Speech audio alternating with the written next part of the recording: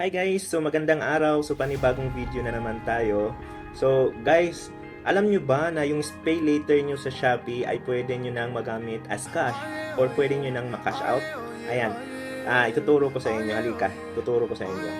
So sa Shopee app, yung pay later nyo sa baba. So, pindutin natin yung pay later.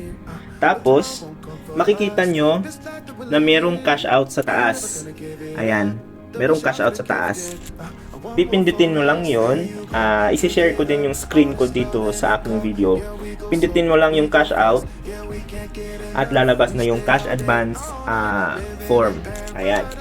So, sa akin, meron akong 20,000 na escalator limit, 20,000 plus.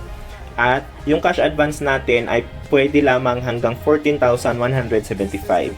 So, pindutin natin yung 14,000 guys. Scroll down to proceed para makita nyo kung ilang months yung installment. So, meron siyang installment 1 month, 3 months, 6 months, at 12 months. Ayan.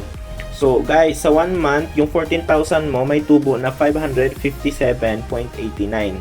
So, guys, kinalculate ko siya, yung 14,000, kung babayaran ko in 12 months, aabot siya ng 8,000 plus kasi meron siyang one-time processing fee na 1,400.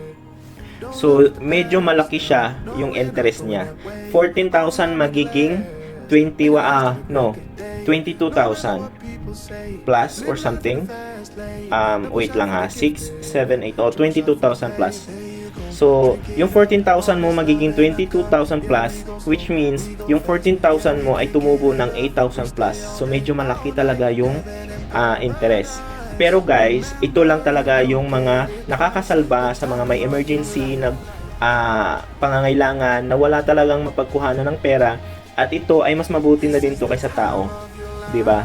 So, dito makukuha mo agad. Wala nang mga requirements, wala nang iba, basta meron kang escalator. So, pindutin mo lang yung kunwari 12 months, ayan, meron siyang recommended kasi nakalagay eh. So, pindutin mo lang yan, yung tapos disburse to Shopee Pay balance. So, sa Shopee Pay balance mo siya ma-disburse. Pwede mo din siyang i-send sa GCash na. Pag nalagay mo na yung pag na-withdraw mo na, automatic siya. Ayan. So, nandito, amount to receive is 12,600. So 14,000 mo, 12,600 na lang yung makukuha mo. Kasi meron siyang 1,400 na processing fee. So, ang monthly effective interest rate niya ay 6.54%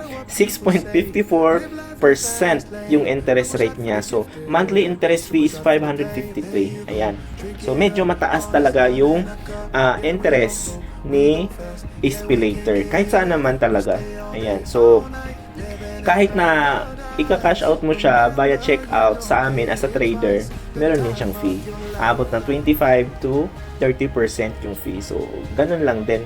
Maliit lang. Malaki din yung kahit saan ka pumunta sa trader or sa cash out, medyo malaki talaga yung interest rate ng escalator. So, guys, kung di nyo naman kailangan, huwag nyo nang gamitin kasi medyo mataas talaga yung interest rate ng escalator. So, yan lamang guys, bagong kaalaman sa ating escalator kasi dati hindi yan naka-cash out eh. So, dito naglagay na sila ng bagong feature na pwede mo nang i-cash out yung escalator nyo. So, yan lamang guys. Maraming salamat. Bye!